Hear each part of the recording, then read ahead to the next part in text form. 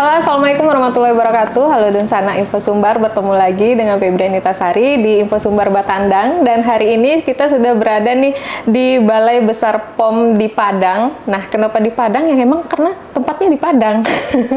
Tapi cakupannya luar biasa besar sih untuk pengawasannya. Nah, nanti kita bakal ngobrol-ngobrol dengan bintang tamu yang spesial banget hari ini, yaitu Ibu Dr. Anda Hilda Murni, APT MM. Beliau adalah PLT Kepala Balai Besar POM di Padang. Selamat sore, Ibu. Selamat sore, Mbak Febri. Cantik sekali hari ini. Semangat, Ibu. Semangat. Iya, ini aura-aura ingin menyampaikan informasi penting. Iya kan, Bu ya? Insya Allah. Karena sengaja banget nih kita Info Sumbar datang ke kantor Ibu di Balai Besar POM Padang, di Padang ini karena ada isu terbaru yang kemarin kita dapat, yaitu ada 55 produk kosmetik yang mengandung bahan yang dilarang dan bahan berbahaya ini, Bu. Nah, ini kayaknya penting banget buat Dunsana Info Sumbar untuk tahu dan teredukasi lagi nih, Bu, gitu. Nah, sebenarnya emang iya ditemukan 55 produk itu, Bu? Ya, benar. Jadi hasil pengawasan Badan POM ya, seluruh Indonesia itu periode Oktober 2023 sampai periode Oktober 2024 itu 1 tahun berarti ya, Bu? Iya, 1 tahun itu sudah dirilis oleh Kepala Badan POM kami bahwa ditemukanlah 55 jenis produk kosmetik yang ilegal tanpa izin edar dan yang mengandung bahan berbahaya ataupun bahan yang dilarang dikonsumsi oleh manusia. Ini adanya berarti terdapat di kosmetik gitu ya, Bu? Iya, khusus kosmetik, press release-nya ini. Oke. Sebelum kita bahas lebih dalam nih apa aja bahan-bahan yang berbahaya tersebut, sebenarnya yang dinamai kosmetik ini sendiri ini apa sih, Pak, pandangannya dari Balai POM ini? Ya, oke. Kosmetik itu sebenarnya definisinya sudah ada ya.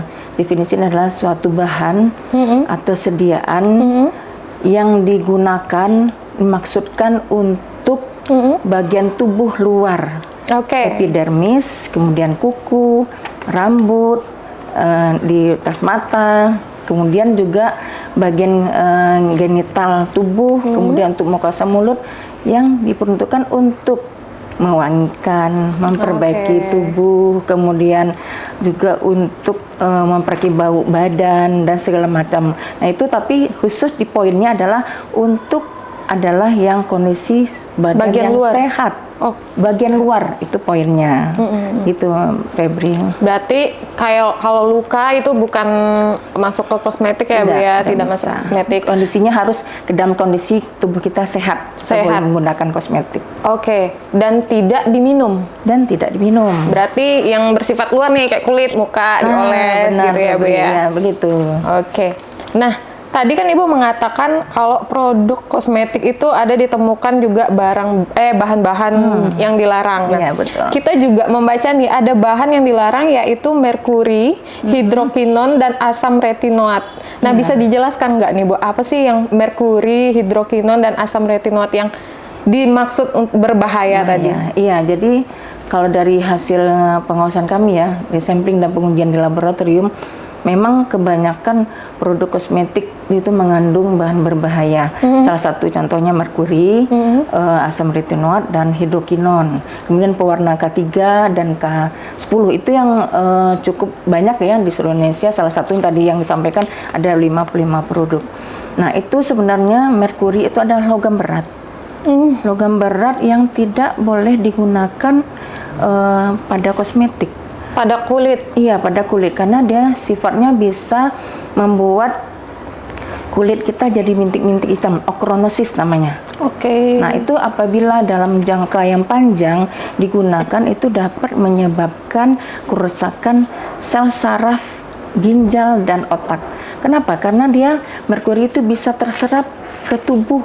Misalnya tolong lihat di pipi. Bakal bintik-bintik hitam gitu ya, Bu ya? Kalau akan masuk ke dalam berkepanjangan. Betul. Masuk dalam epidermis, ke dalam kulit, masuk ke dalam darah. Di mana yang terdekat?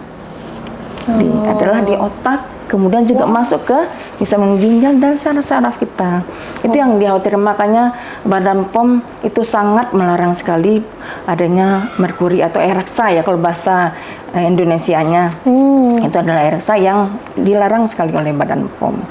Nah, kalau untuk asam retinoat itu sebenarnya turunan dari vitamin A ya. Turunan vitamin A yang tujuannya tadinya adalah untuk mengobati jerawat, kemudian untuk kulit yang rusak pada paparan matahari. Tapi kemudian ditemukan bahwa asam retinoat itu ada efek sampingnya terhadap tubuh. Misalnya untuk yang janin teratogenik jadinya merusak. Jadi itulah makanya Badan POM langsung itu melarang. Pantesan ibu hamil tuh nggak boleh sembarangan pakai kosmetik. Nah, ya, ada bahkan kasus-kasus ibu-ibu hamil tuh tidak boleh menggunakan kosmetik sama sekali karena bisa dikhawatirkan dia mengandung asam retinoat. Nah, itu kemudian hidrokinon. Nah, hidrokinon ini sebenarnya hampir mirip dengan merkuri ya, dia fungsinya. Tapi dia adalah senyawa kimia yang turunan dari benzen. Apalagi iya, benzen itu adalah ada zat kimianya khusus, itu zat yang berbahaya ya.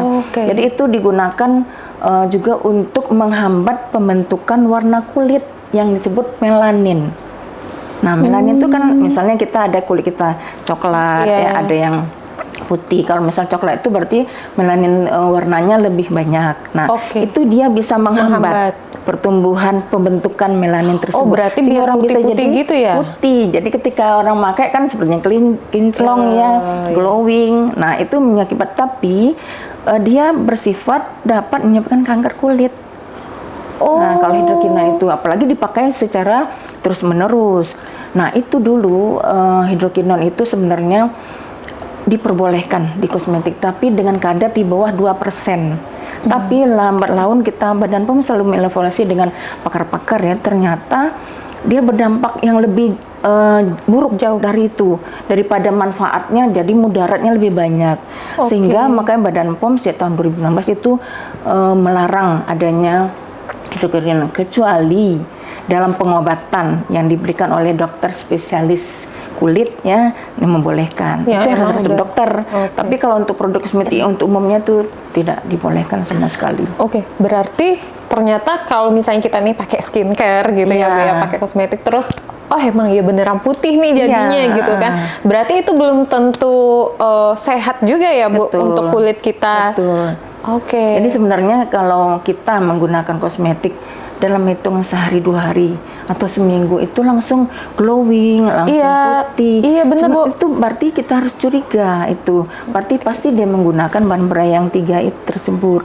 Nah, karena sebenarnya produk kosmetik itu dia tidak bisa hanya menyatakan memutihkan, itu klaim yang menyesatkan. Kalau mencerahkan gitu. Nah, kalau mungkin membantu mencerahkan, membantu membersihkan itu iya. Tapi itu efeknya kan lama. Ya nggak bisa dalam waktu 1 bulan terus 1 bulan langsung putih gitu ya, langsung itu instan. Tapi kan anak-anak sekarang nenek gadis sekarangnya pengennya kan yang instan nih, ya, glowing. Ibarat kalau saya cerita kalau kepada masyarakat ya, lalat tuh bisa jatuh dari TV saking glowing, kepleset, halus, mulus banget gitu kan. Dia bisa mengecilkan juga pori-pori kan. Iya. Itulah yang kita khawatir. Jadi pada kesempatan ini sebenarnya kita ingin mengajak lah ya, istilahnya adik-adik remaja terutama atau ibu-ibu muda itu kita harus lebih aware ya terhadap diri kita, karena itu akan membahayakan kesehatan kita juga. Itu Febri. Iya, karena kayaknya mungkin cintai diri sendiri aja ya Bu ya. Jangan ngikutin tren, kemudian standar kecantikan itu bukan harus putih, bukan harus mulus gitu ya Bu ya. Tapi dari dalam, auranya itu bakal terpancar. Walaupun kita sawo matang, tapi sehat. Iya betul. Nah, sehat dan ini ya alami. Ya karena memang kita orang Indonesia ya Bu ya, nggak bisa dipungkiri. Kuning langsat, sawo matang. Tapi itu paling dicari padahal sebenarnya oleh orang-orang di luar gitu loh. Jadi kita jangan menolak takdir deh ya. Kalau misal kita ya Febri putih, kalau saya kan coklat sawo matang. Jadi jangan kita berpikir untuk melakukan jadi putih, tetapi kita bersih. Kita menggunakan misalnya itu skincare memang betul-betul untuk yang pembersihnya pelembab, misalnya malam dibersihkan, pagi juga seperti itu akan bersih. Artinya kita melakukan pemeliharaan. Nah itulah fungsi sebenarnya kosmetik, melakukan juga pemeliharaan terhadap tubuh kita di bagian epidermis, di luar, tidak untuk bagian di dalam. Oke. Gitu. Nah, kalau dari BPOM sendiri nih Bu, kan sebagai lembaga pemerintah yang mengawasi produk kosmetik, apalagi yang selain misalnya kayak menemukan, nah, di tahapan yang dilakukan oleh BPOM ini sendiri seperti apa Bu? Nah ini Badan POM itu kan ada sistem pengawasannya ya. Sistem pengawasan itu ada pre-market, ada yang post-market. Nah sistem pre-market itu adalah sistem pengawasan yang dilakukan sebelum produk itu beredar. Oke, ya, berarti ini pencegahan ya? Pencegahan, memang kita harus tapis dulu ya, produk sebelum beredar sampai di masyarakat, kita harus sudah nilai dulu nih, secara administrasinya, terus bahan bakunya apa, fasilitas produksinya bagaimana, apakah dia sudah memenuhi persyaratan-persyaratan yang berlaku, kemudian juga dia harus mempunyai sertifikat cara produksi kosmetik yang baik. Oke, itu dikeluarkan oleh siapa Bu yang sertifikat itu? Iya, Badan POM yang mengeluarkan sertifikat itu. Nah, ini menjadi dasar ya untuk mendapatkan notifikasi kosmetik. Nah, untuk notifikasi kosmetik ini kan memang sudah aturan juga. Kita kosmetik ini sebenarnya peraturan adalah udah harmonisasi ASEAN ya sejak tahun 2014. Jadi untuk aturan-aturan kita sama di seluruh kita di ASEAN ini. Jadi kodenya itu makanya namanya notifikasi. Kalau di produk yang lain itu namanya izin edar. Nah, walaupun persyaratannya sama, pre-market juga ada, post-market sama, tapi istilahnya adalah notifikasi. Untuk khusus kosmetik. Khusus kosmetik aja ya Bu ya? Itu notifikasi. Tapi kalau misalnya makanan, nah izin edar, produknya izin edar misalnya MD, atau produk luar ML, misalnya obat itu lain lagi, gitu kan. Nah, jadi kalau misalnya notifikasi itu udah keluar, itu pun notifikasinya kita harus mengecek apakah itu terdaftar benar nggak kita masyarakat. Itu ada 11 digit. 11 angka di notifikasi. Misalnya diproduksinya di Indonesia, itu kodenya adalah NA. A itu ada Asia. N itu? Benua Asia. N itu notifikasi. Oh, notifikasi Asia. Di Asia. Nah, misalnya produknya itu di Singapura, dia akan kodenya juga NA. Walaupun dia produk impor tapi terdaftar di Indonesia, kodenya tetap NA. Oh, nah, berarti skincare Bangkok itu juga NA harusnya berarti? NA, kalau dia memang terdaftar di Badan POM. Notifikasi itu kan dia harus melaporkan kepada Badan POM bahwa nih produk kami tetapi sudah aman, sudah ada pre-marketnya gitu kan. Berarti standar dari BPOM sendiri seluruh Indonesia, seluruh dunia sama? Bukan seluruh dunia, ASEAN. Se-ASEAN? ASEAN itu sama. Sama? Nah, itu harmonisasi ASEAN namanya. Udah sama persyaratan teknis, misalnya di Indonesia kita hidrokinon itu dilarang, di sana juga dilarang. Oh, di negara lain dengan produk lain, ada produk lain itu ada pembatasan, misalnya di tempat kita dibolehkan, di tempat negara lain dilarang, atau sebaliknya. Nah itu makanya kita memang ada notifikasi seperti itu, makanya harmonisasi ASEAN namanya gitu. Oke. Nah, kalau seandainya nih ada produk yang dia sudah dapat izin edar atau notifikasi tadi, kemudian sudah diproduksi nih Bu, sudah dijual. Nah, kemudian ada temuan. Temuan bahwasanya dia mengandung bahan berbahaya. Nah, ini biasanya kan yang nemuin BPOM lagi nih. Berarti dari BPOM sendiri ada evaluasi reguler apa gimana, Bu? Ya. Jadi saya jelaskan lagi, tadi kan baru pre-market nih ya, itu sebelum beredar. Nah, setelah beredar, Badan POM selalu melakukan pengawasan, yaitu melalui sampling dan pengujian, kemudian sarana produksinya selalu dicek secara berkala, apakah masih sesuai tidak ketika saat mereka mengajukan notifikasi tersebut. Nah, misalnya dikatakan pada saat notifikasi produknya itu tidak ada mengandung merkuri, tidak ada mengandung asid retinoat atau mengandung pewarna ketiga. Di lapangan kita akan cek lagi nih, kita sampling, uji di laboratorium. Itu nah makanya salah ada satu juga tadi. berarti ya Bu ya, kayak kalau polisi itu kan ada intel ya. Iya. Nah, Berarti dari BPOM ada juga nih Bu. ada. Kita Oke. intelnya itu adalah namanya pengawasan melalui patroli cyber. Karena kan produk sekarang banyak yang online kan. Nah, dijualnya banyak produk online. online itu kita tidak bisa pungkiri dengan ada digitalisasi sekarang yang metode penjualan juga sudah online. Kita Badan POM juga harus ngikuti seperti itu. Jadi ada nama istilah patroli cyber. Nah, itu kita sudah dilatih untuk hal ini bagaimana untuk mendapatkan produk-produk yang kemungkinan ilegal atau mengandung berbahaya. Pokok di semua platform kita melakukan E-commerce itu Betul. ternyata ada ini ya Bu ya, polisi cyber dari cyber, BPOM. iya. Nah, itu yang namakan post market kami melakukan pengujian. Nah, apabila ditemukan pada saat hasil pengujian ini itu ternyata dia tidak memenuhi ketentuan tadi seperti kita temukan ada pewarna ketiga, merkuri tadi, itu tentu kami menindaklanjutinya. Pertama, kita tentu kalau misalnya kondisinya masih agak ringan yaitu sanksi administrasi. Tetapi apabila sudah mengandung bahan berbahaya, itu bisa kita cabut izin edarnya. Produksi ditutup dan juga importasi juga di stop. Nah, itu yang kita lakukan Badan POM. Bagaimana menindaklanjuti apabila kita menemukan produk yang tidak sesuai dengan ketentuan tersebut. Kalau di tahap sanksi administrasi tadi Bu, itu seperti apa punishment-nya Bu? Nah, punishment-nya gitu pertama kan ada teguran ya, teguran keras gitu kan, atau pencabutan izin gitu.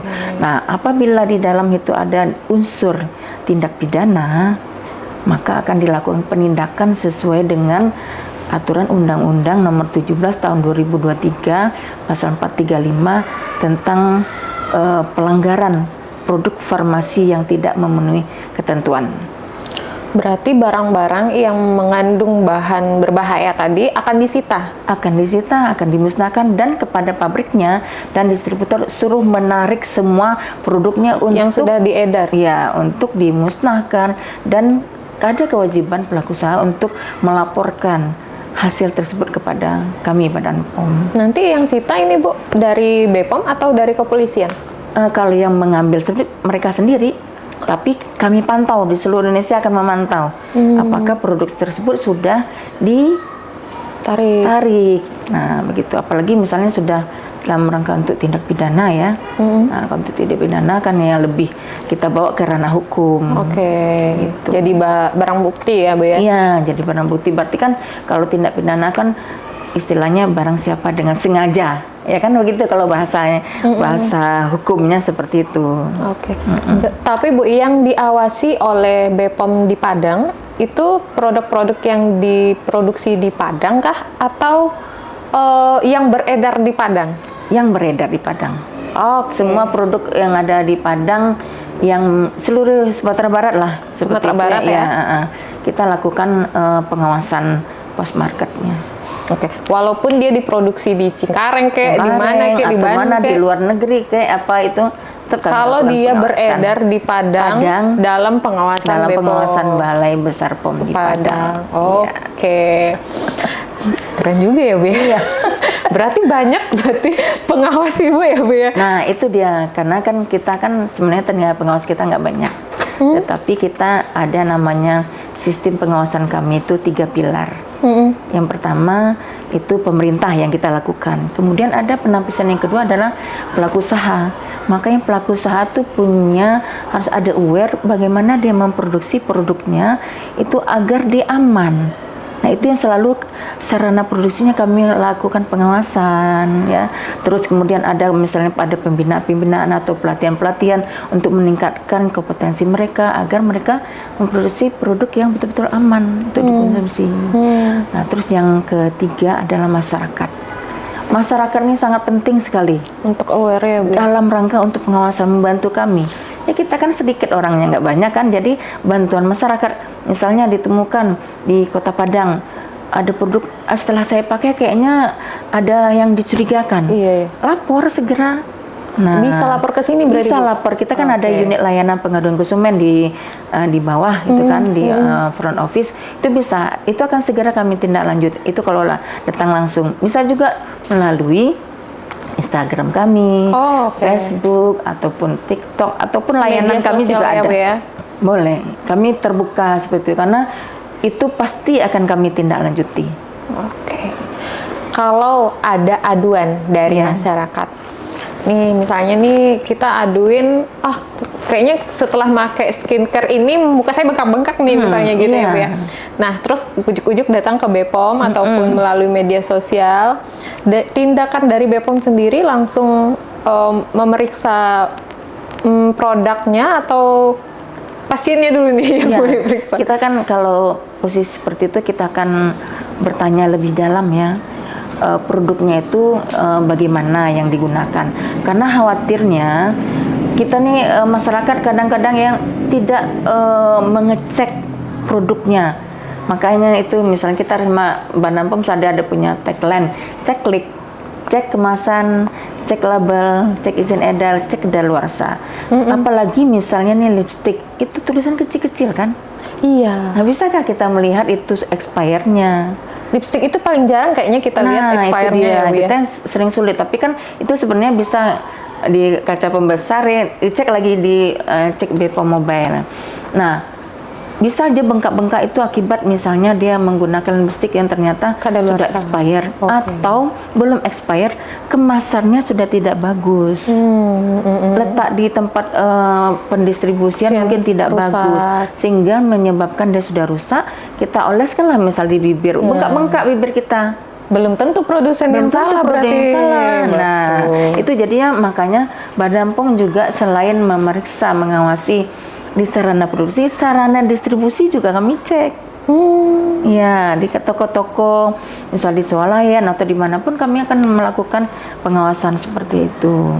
Nah itu, nanti ketika sudah kita sampaikan ke konsumen, kita cek lagi nih. Nah, kalau memang ternyata penyebabnya adalah produk, akan kita tindak lanjuti ke tempat pabriknya. Nah, untuk si pasien yang sudah datang ini, kita harapkan mereka cepat berobat ke dokter spesialis kulit.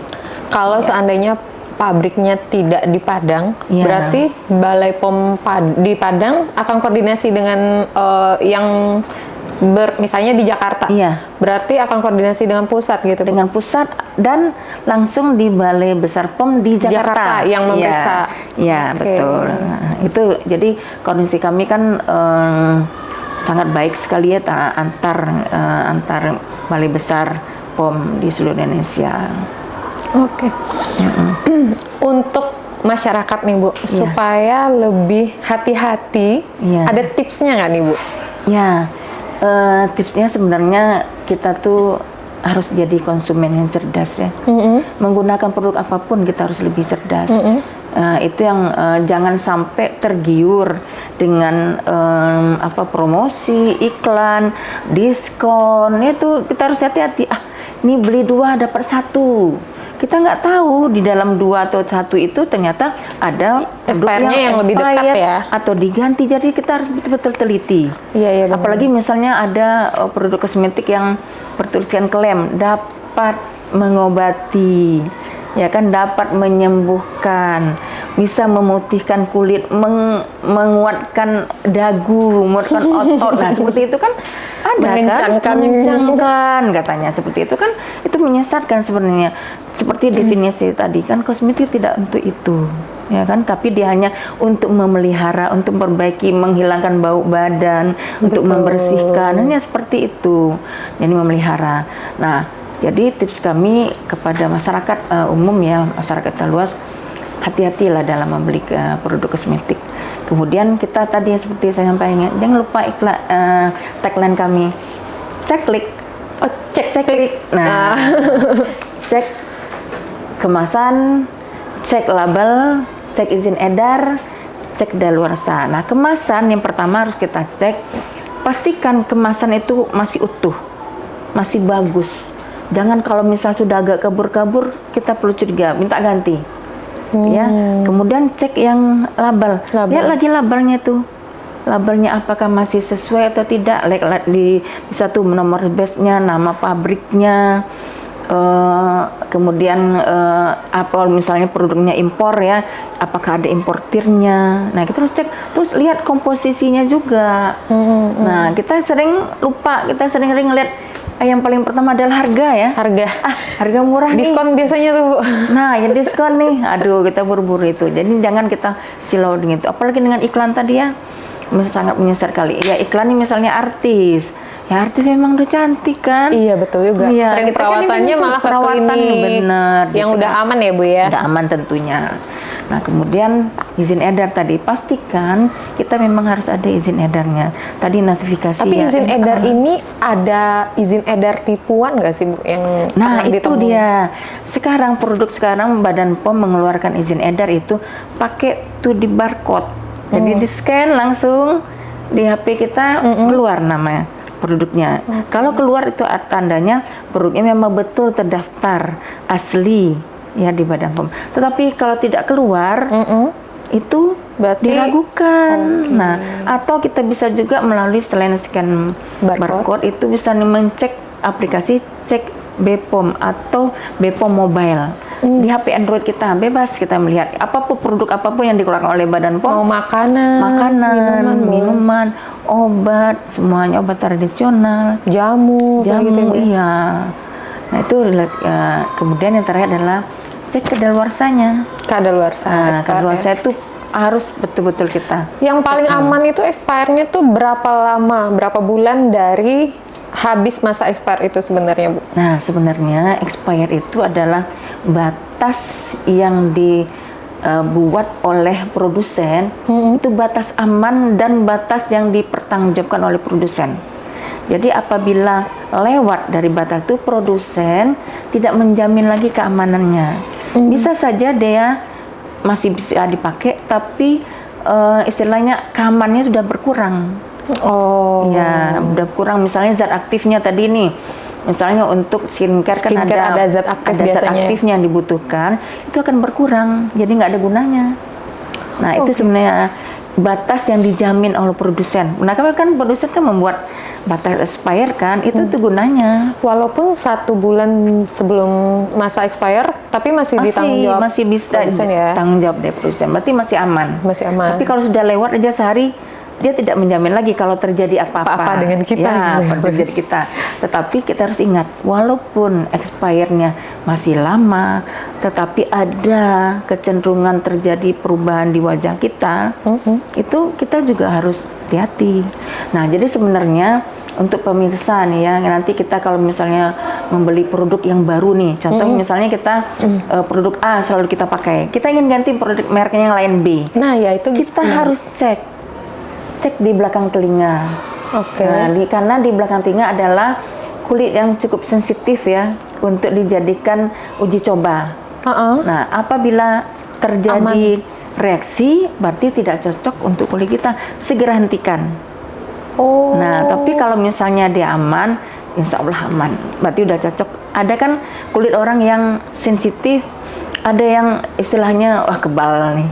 Produk apapun deh oke aja gitu kan. Sebenarnya Itu produknya aman, tapi dia tidak cocok untuk Tidak kulitnya. semua. Makanya kosmetik itu misalnya kita ada alergi, jangan dikatakan produknya tidak aman. Itu bisa untuk kita karena sensitivitas diri kita, kulit kita berbeda-beda. Ada orang kulitnya sensitif, ada yang berminyak, Ada yang muka badak gitu ada kalau yang bahasa badak. muka badak gitu. Iya, itu kita harus pahami, makanya kita harus kenali diri kita sendiri. Dan saran kami, produk kosmetik yang kita pakai jangan dipakai pula oleh Febri, misalnya Febri pakai lipstik, saya minta Febri jangan. Nggak boleh sharing ya Bu nggak ya? boleh. Oke. Nah, harus kita punya Ini sendiri. biasanya anak sekolah atau anak kuliah nih yang paling sering nih Bu, pakai lipstik lah kawan. Nah kayak gitu. Iya, kita kan nggak tahu yang si A ini mungkin lipstiknya bibirnya lagi ada masalah apa enggak ya? Oh iya benar. Terjadi juga. infeksi kah? Atau dia habis lagi makan apa gitu atau ya makan Mbak? apa terus kita pinjem. Iya, Nah, iya, jangan bedak begitu juga. Iya. Semualah jangan menggunakan itu. Jadi sekali lagi kami mengharapkan kepada konsumen ya, semua kita harus lebih bijak lagi memilih produk kosmetik yang aman, lebih cerdas dalam penggunaannya. Dan apabila ada ditemukan hal-hal yang dicurigai ataupun hal-hal yang menyimpang, itu cepat lapor ke Balai Besar POM di Padang. Dengan layanan, ada WA layanan ataupun datang ke sini ke Balai Besar POM di Padang juga, atau ke Instagram, kemudian Facebook ataupun di TikTok. Itu Febri. Iya, betul banget. Nah, jadi buat masyarakat nih atau sana Infosumbar yang kalau ingin melapor kepada BPOM Balai Besar POM di Padang, nah itu bisa langsung ke Halo BPOM di 1500533. Mungkin nanti ditambahkan editor, naikin gaji editor. Yang pusat ya, di pusat itu langsung. Iya, itu yang pusat. Atau WA layanan BBPOM di Padang dengan 081166033533 atau DM IG, Facebook dan TikTok di bpom.padang atau datang langsung ke BBPOM di Padang di Jalan Gunung Pangilun ya Bu ya. Iya. Jalan Gajah Mada Gunung Pangilun. Jalan Gajah Mada Gunung Pangilun. Mungkin bisa ketemu sama Ibu langsung. Boleh ketemu saya langsung, boleh ketemu sama Bu Linda, teman-teman yang lain. Kami selalu siap menunggu pelanggan, konsumen, akan kita berikan informasi. Tapi layanan di BBPOM tadi kayaknya bagus banget ya, di bawah ada tempat bermain anak-anak. Iya, itu kan standar pelayanan. Iya. Itu salah satu standar pelayanan yang harus ada di setiap badan publik. Nah, insya Allah kami kemarin juga baru mendapatkan penghargaan. Kami mendapatkan pelayanan prima. Ini keren nih. Juga mendapatkan penghargaan terkait dengan keterbukaan informasi publik. Oleh PPID-nya berarti? Iya, benar. Wes mantap banget Bu. Iya, insya Allah. Dua yang satu di bidang informasi berarti terbuka, yang satu lagi di pelayanan publik kita. Dan ada satu lagi. Apa tuh? Kami Balai Besar POM Padang sudah WBK, wilayah bebas korupsi. Satu lagi WBBM, itu penghargaan tertinggi yang diberikan oleh Kemenpan RB, wilayah bersih bebas melayani. Keren banget. Berarti no sogok-sogok ya, no sogok-sogok. No korupsi. Nggak ada. Iya, nggak ada. Berarti kalau misalnya kita Febri nih Bu mau daftarin label izin edar, iya. Bu tolong dong Bu. Wah, no. Kami di sini ada slogan ya. Slogannya apa? Siandi Sianti. Siandi itu singkatan siap melayani dengan ikhlas. Sianti siap melayani dengan sepenuh hati. Jadi apapun kami tidak ada menerima apapun, kemudian melayani betul-betul secara ikhlas dan tulus hati. Iya, bener banget. Karena jangka panjangnya nanti ya Bu ya.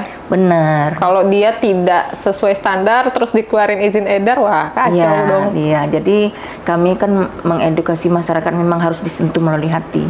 Dia harus tahu akibatnya kalau dia menggunakan produk untuk dirinya sendiri, dan nanti keluarga juga akan sedih kan, sesah. Nah, itu sebenarnya kami melakukan edukasi harus sampai ke hati mereka. Kami juga melayani dengan sepenuh hati. Iya, itu tadi Sianti. Sianti dan Siandi. Sianti dan Siandi. Betul. Iya, betul. Oke, melayani sepenuh hati. Oke, dari sana Infosumbar seru banget. Banyak banget insight yang kita dapat dari Bu Hilda. Bincang-bincang hari ini, makasih banyak Bu ya, untuk kesempatannya. Insyaallah bisa bertemu kembali ya. Amin. Main dong ke Infosumbar Bu. Kan kita udah bertandang nih ke sini. Nah, Ibu lagi nih. Juga bertandang ke sana ya. Oke, siap. Tapi nggak sebagus ini sih kantornya.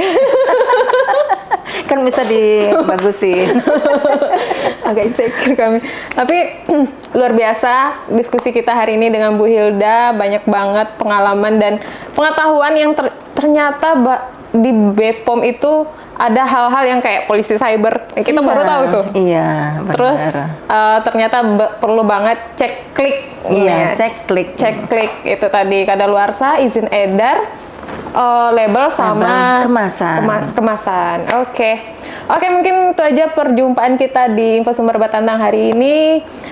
Jangan lupa like, komen, dan subscribe channel YouTube Infosumbar, dan cek juga informasi terbaru di infosumbar.net. Sama satu lagi nih, kata Ibu tadi, cek klik. Oke, sampai ketemu. Assalamualaikum warahmatullahi wabarakatuh. Waalaikumsalam warahmatullahi wabarakatuh.